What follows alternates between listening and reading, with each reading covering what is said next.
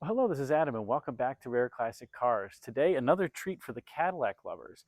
We have the 1967 Eldorado, the first year of the front-wheel drive Eldorado, and a 1969 Eldorado, the penultimate year, or the second to last year of the first generation Eldorado, front-wheel drive Eldorado. The front-wheel drive Eldorado came out in 1967, ran through the 1970 model year.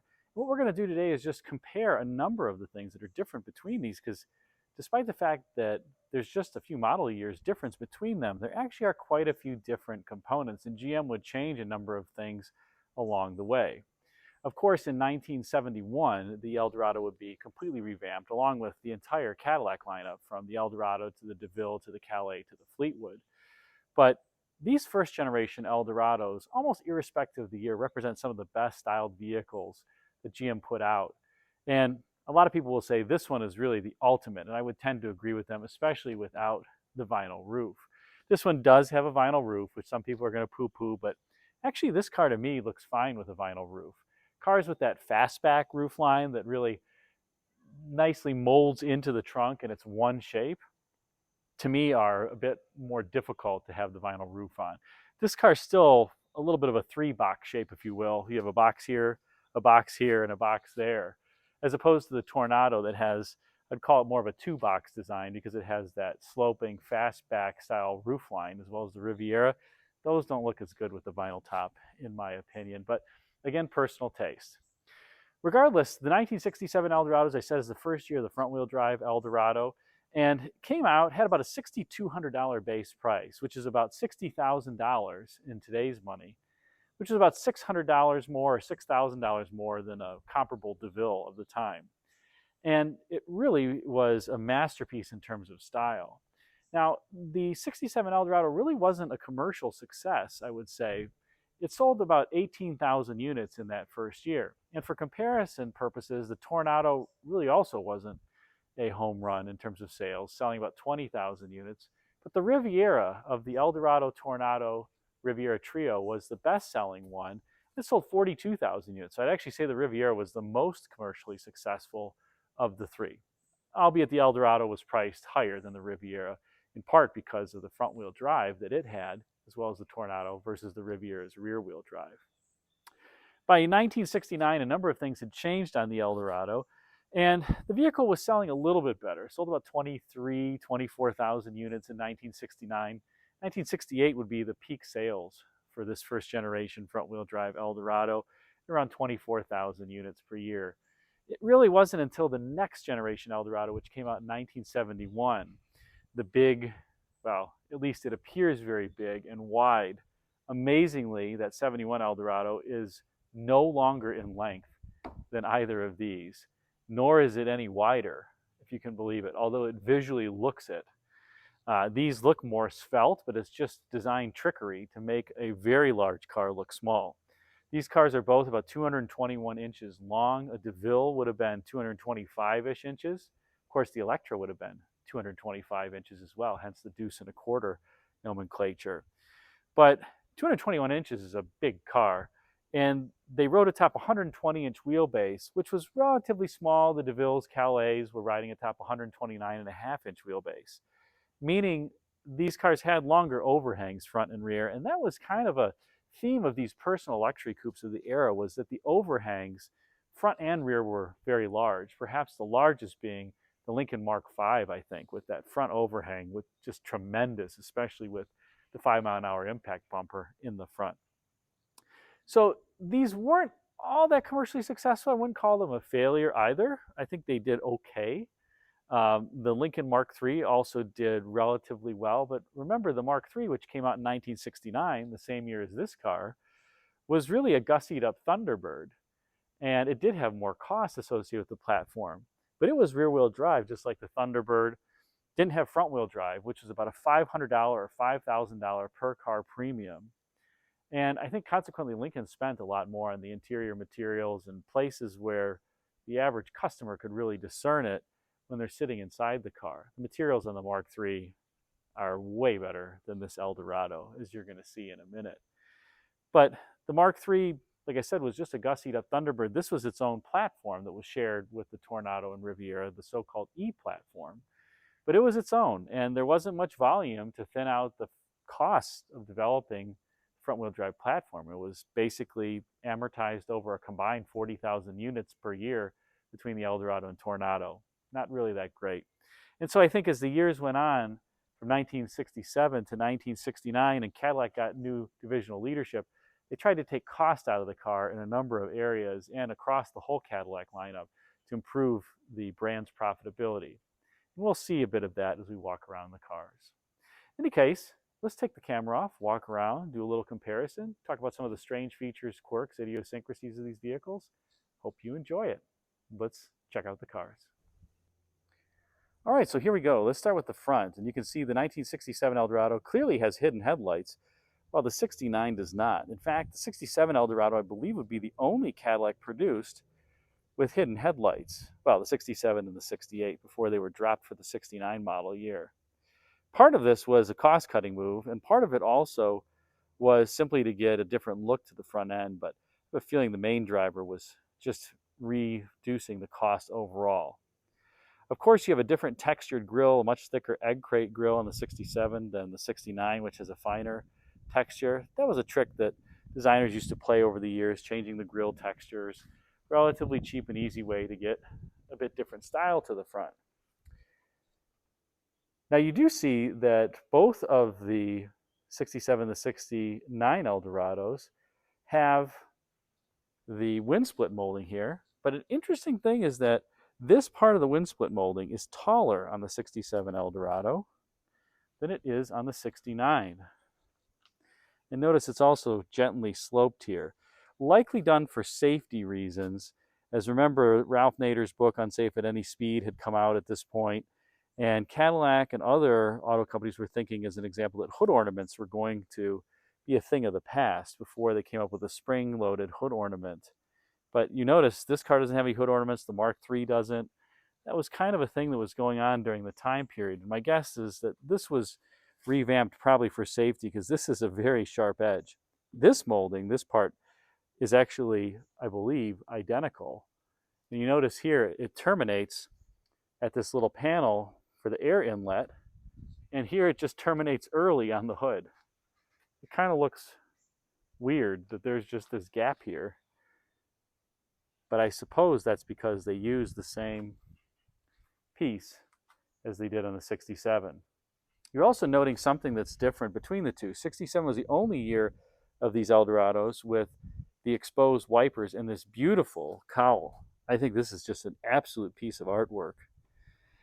And in 1968, and of course through the rest of the model year, they would go to the hidden wiper design, and the hood would actually get these pork chop carve-outs here. The hood is different between the two cars, of course, to accommodate the hidden wipers. But these pork chops were here, but not here on the 67 because that allowed GM to use the same fenders. So the fenders are identical between the two cars. The hoods are different. That pork chop area is different. The A-pillars, front glass, the side windows are the same. And of course you have, by 69, the parking lamp has moved up into the fender area here. That happened in 68, largely because of the fitment problems they were having with this cap and this stamped piece of sheet metal. It was really tough for Cadillac to get that fitted correctly. And so the designers were asked to move the turn signal from the bumper up into that area. And it actually was a very elegant solution that I think looks great. These Eldorados have two-piece hoods that are seamed down the middle. So the wind split molding not only serves as a piece of style, but it also serves to camouflage an area underneath it where this hood is seamed. It's only metal finished from here down. So that's a little trick. You get some style, and you only have to metal finish a relatively small portion of the hood. In 1971, despite the fact that the hood blank was a bigger size, that hood is actually one piece. And so Cadillac saved some money in 1971 as they went to a one-piece hood. Another thing, these vehicles do have three-piece front bumpers. You can see the ends are one piece, the center is one piece, and the ends are one piece. Cadillac often had multi-piece bumpers And that was partly because they could afford it. If you looked at Chevrolets, they'd often have a one-piece bumper during this time period. But Cadillac, to get some of these cooler looking shapes, would have multiple piece bumpers. I think the 71 Eldorado, by the way, if you count the bumper guards, has 7 pieces to it on the front bumper alone. The cornering lights, this car has cornering lights as well as the 69, but notice they've changed the look. This one kind of has the gills on it, and this one is more plain, but still tasteful. The wheel covers, of course, are changed here versus the wheel covers on the 67. And by the way, the wheel covers on the early 67s have very, very sharp edges. GM later asked the supplier to smooth out the flashing on these edges because people were cutting themselves trying to remove the wheel discs. But nonetheless, the wheel discs are obviously different. And this wheel disc would be very similar through the 1971 model year. It was meant to be carried over for 69 and 70 and then changed for 71 to what would be the 1972 Eldorado wheel cover, this concentric ring wheel cover. But that wasn't ready for production yet. So the 71 Eldorado kept this as a carryover for 1 year. As we go out back, you can see the 69 has a side marker light in a wonderful Cadillac wreath and crest. That would come for 1968. 67 doesn't have a side marker light.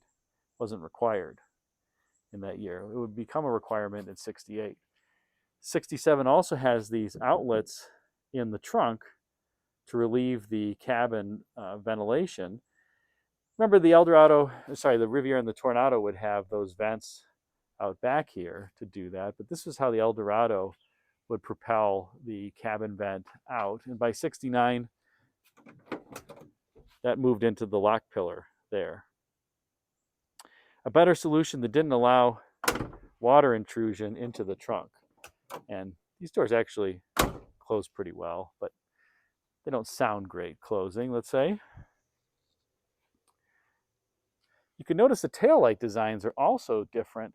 The 69 has much more red area here. It has a chrome bottom to it. The 67, it's body color all through here. This taillight section is smaller. And so this is actually red as well. Here it's painted body color. 70, of course, would go to the thin blade lights that would later be replicated on the Buick Regal Coupe, in part because Cadillac chief designer Wayne Cady, who participated in the design of these Eldorados, had moved to Buick studio by that point, and the Buick general manager actually also had migrated from Cadillac and wanted the Regal Coupe's taillights to mimic Cadillac. We have on the fuel filler door, the fuel filler door here has an integrated reverse backup lamp, which actually is very similar to Cadillacs of today and how they treat the reverse lamp.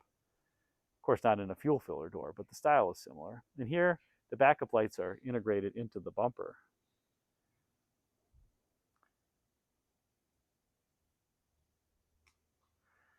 You do have the same script Eldorado, you have the same overall shape of the trunk. This car is a vinyl top car, and one way you can tell cars that have a vinyl top, if they don't have one any longer, you can tell if it's an original vinyl top, aside from popping the hood and checking the trim codes, is that notice the molding here is textured to match the vinyl roof, whereas on the non-vinyl top cars, it's not, it's smooth. It's one good way of telling if a car had a vinyl top or not. This car actually shouldn't have this Cadillac logo here, but it was added by the selling dealer because the buyer wanted it. And I gotta admit, it actually looks better having it there than having that whole C-pillar be vacant, especially since it was there on the Eldorado to begin with.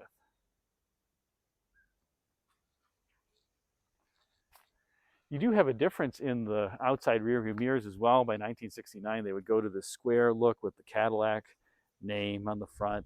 That is an unbranded circular style mirror. And you do have something else that's interesting up front. Here you have lamps to show you your turn signals.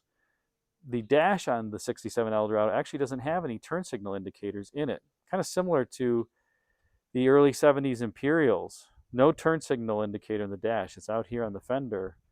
And Chrysler used to do this too. These are not fiber optics, that's a lamp. Obviously, doesn't exist here on the 69 Eldorado, and you do have turn signal indicators on the dash. For whatever reason, by the way, this car does not have the optional power rear windows, or vent windows as Cadillac called them. They're cranks.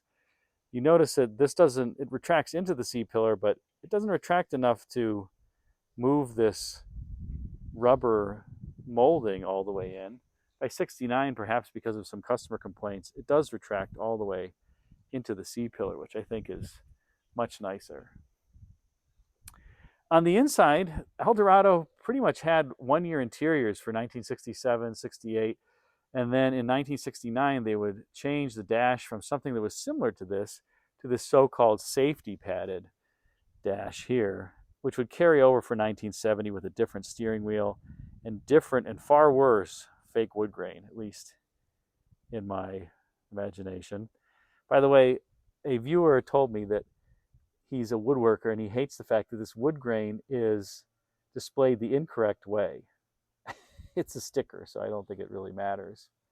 There is no wood grain on the 67 Eldorado anywhere. In 68, they would bring some in, spice up the interior a little bit, move this dash inboard, that's safety padded area, and change it a bit. They'd put some buttons on the seats. But you do have this rather strange flocked pocket, and this is how you close the door. There's no other, you stick your hand in this area here, which is strange, but actually works. You do have in 67 a rear latch for the passenger here to get out, as well as a beautiful front door latch, and I love the carpet that goes all the way up and down the side of this door panel. But by 69, that rear door latch had been costed out, and there's just an ashtray there. It does still have it on the passenger side, though.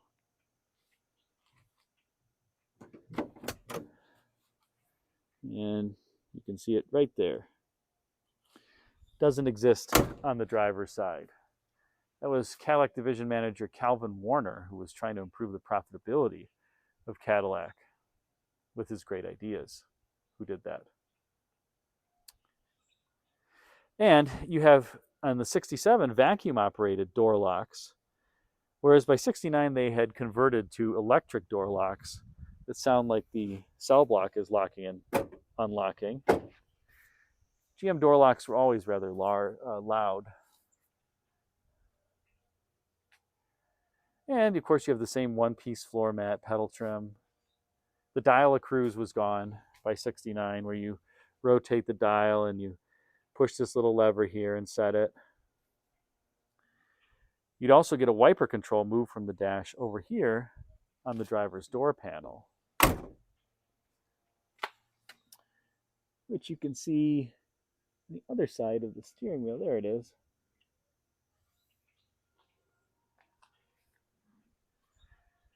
So overall, I would say the 67 Eldorado does have better interior materials than the 69. Oh, another interesting thing is notice this back piece of trim right here. It actually has the same texture as these interior door panels. So you can see it there. Now, strange thing is, obviously, look at the texture here of this door panel and then this rear area. The texture's clearly changed by 1969, and the fit is obviously not very good. But it's still using that textured panel back there, as if the rest of the interior has that texture.